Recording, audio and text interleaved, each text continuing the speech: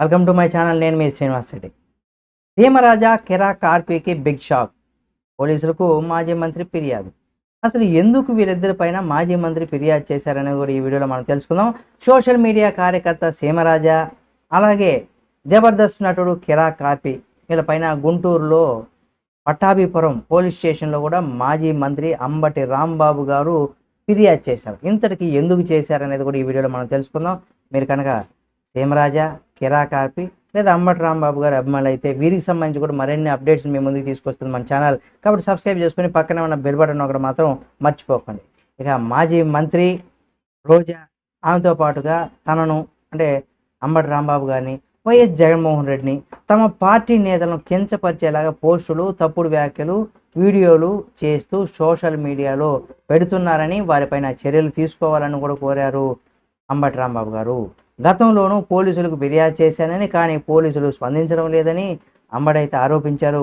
అందుకే తాము న్యాయస్థానాలను ఆశ్రమిస్తామని కూడా అంబటి అయితే ఇక్కడ తెలియజేశారు. సోషల్ మీడియాలో తమపైన అసత్య ప్రచారాలు చేస్తున్న వారిని వదలమని కూడా అంబటి రాంబాబు గారు హెచ్చరికలు జారీ చేశారు.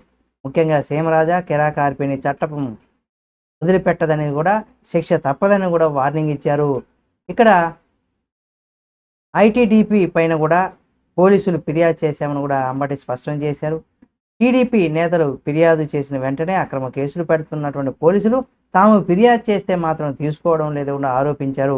కానీ తమ పైన తప్పుడు ప్రచారం చేస్తున్నటువంటి వారిపైన చర్యలు తీసుకునే వారు కూడా తమ పోరాటం ఆగదని, అవసరమైతే సుప్రీంకోర్టుకు కూడా వెళ్తామని కూడా మాజీ మంత్రి అంబటి రాంబాబు గారు చెప్పుకొచ్చారు.